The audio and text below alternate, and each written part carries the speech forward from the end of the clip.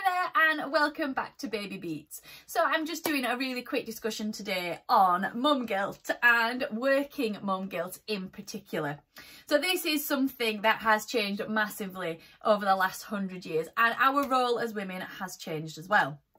As I talk about this, I am not generalising the whole population. I do know that there's lots of different situations out there and not everybody will be experiencing what I'm going to talk about. But this is just from my experience and from speaking to a lot of women over the last 7 years and the things that they've kind of gone through. So this might resonate with you. So for most women, we have this lovely 4th trimester period after you have had your baby, and you experience so many different emotions, so many different firsts, and your baby gets to a certain age and you find that you get these same questions asked. Are you going back to work? When are you going back to work? How many days a week are you going back to work? Who's looking after the baby? And this is quite a big pressure. As women, we do quite a lot when you first have your baby. You're feeding another person, you're clothing them, you're organising your whole life, and then you're going to work on top of that. And it can make you feel really, really guilty. It really can. And then the women who aren't going back to work, the ones that are able to stay at home with their children, sometimes find that they have a loss of identity, that their career has maybe gone along the way, and that they just become someone's mum. And some of their friends might be back at work and they might be not feeling as worthy as the women that are going to work because they're not bringing that income in. So there's a real conflict. Whatever you decide to do, you can feel really guilty about it, whether you go back to work or you don't. And I know from my own experience that I really like to bring my own income in. I like to make sure that I am earning my own money to pay my way, to pay my children's way. So it becomes quite it becomes a bit of an internal battle of what you should be doing, and social media really doesn't help because once upon a time, 1920s, you were the sole person to look after your children. And now you are sometimes the sole person to look after your children, as well as having to work as well. And I was speaking to one of my friends at the weekend, and she was saying that her parents were around and her dad's sort of in his mid-80s.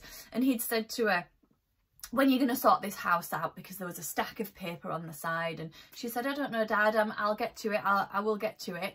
And he said, well, your grandmother, she's raised 11 children single-handedly.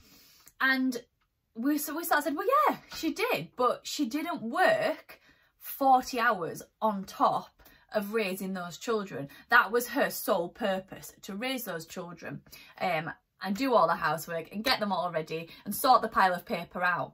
Whereas a lot of people that I know and a lot of women that I speak to are doing everything that you would be doing as a full-time as a full-time housewife, as well as working anywhere between sort of part-time to 40, 50 hours a week, doing high pressure jobs, whether that's financially or whether that's just because we feel like that's what we need to do. And it's just really not fair. It's just really hard work. And I completely back everything that women have done for the last 100 years, well, sort of 70 years really, in getting women to where we are now. But it seems like we now have this conflict of what we should be doing. We are trying to do everything.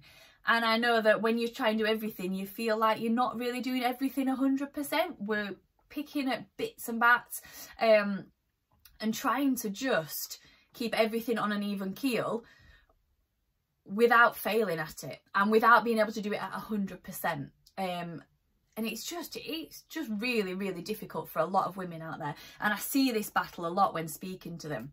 So when we've kind of got Baby Beats, my biggest aim on Baby Beats is so that mums can work and earn a really good living, but they can be there for the children. They can take the children to work and they can take children to work. You can take your children to school and you can pick them up from school. I do that every single day of the week. I will take my children to school and I will pick them up.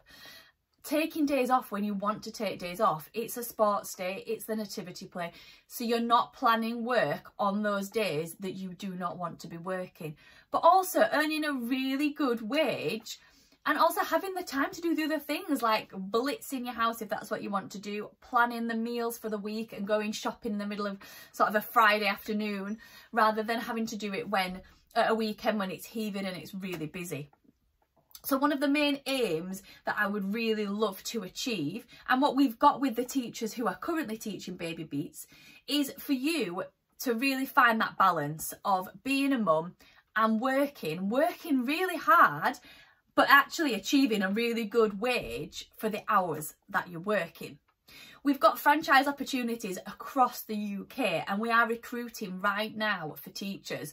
We've got a really high demand. Since we are coming out of this third lockdown, we have had so many women who have been stuck inside with their babies, have been isolated and are desperate to get to classes. So we are trying to set up as many classes as we possibly can. But we need those teachers, and we need teachers that are dedicated and that are passionate and that are willing to work really hard to get that amazing work-life balance. If you want any more information about becoming a BabyBeats teacher, please visit www.babybeats.co.uk or send us an email at info@babybeats.co.uk. Thank you.